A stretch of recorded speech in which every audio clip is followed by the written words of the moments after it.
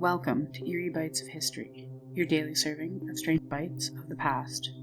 In today's video, we have a zombie deer, the Skylab Crash, and a cursed painting, all of which happened on July 12th.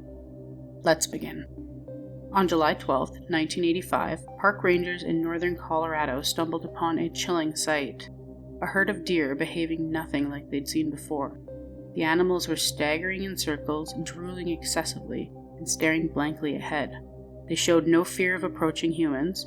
One even collapsed mid-step, twitching violently before going still. At first, officials suspected poisoning or rabies, but the tests came back all inconclusive.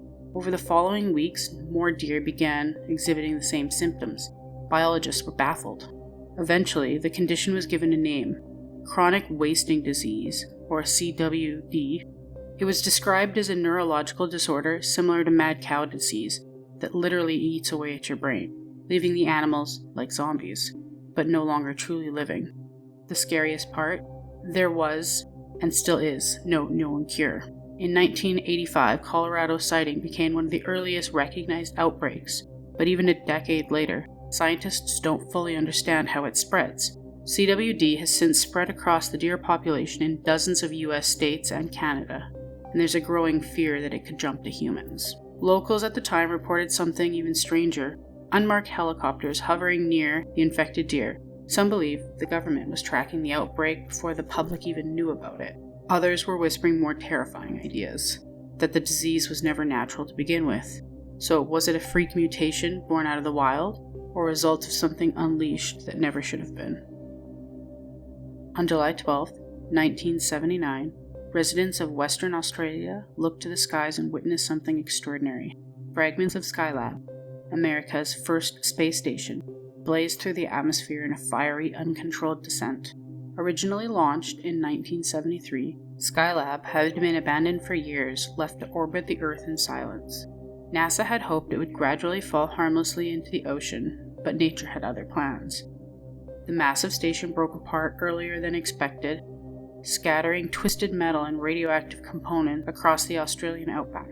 Some pieces weighed hundreds of pounds. Amazingly, nobody was hurt, but the hours leading up to the fall, something strange was reported.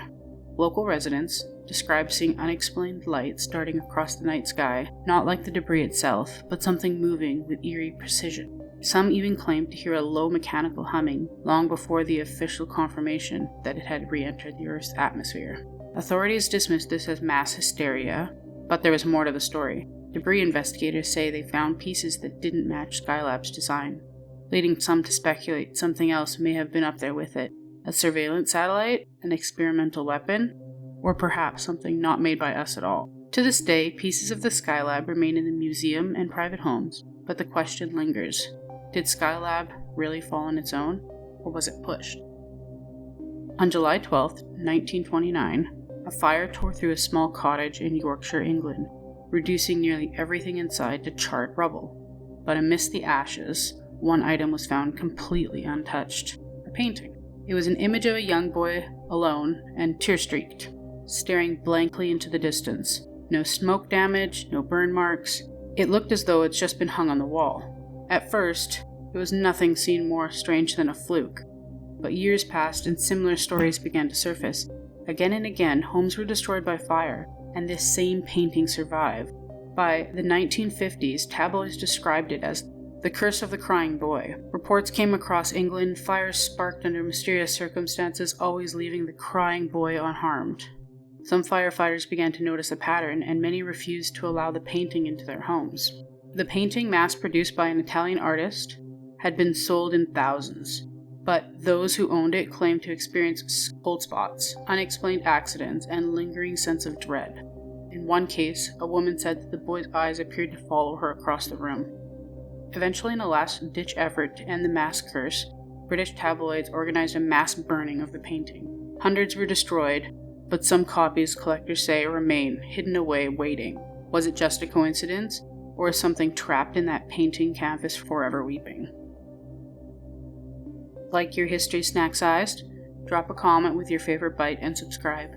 Join us daily for your eerie dose of the past.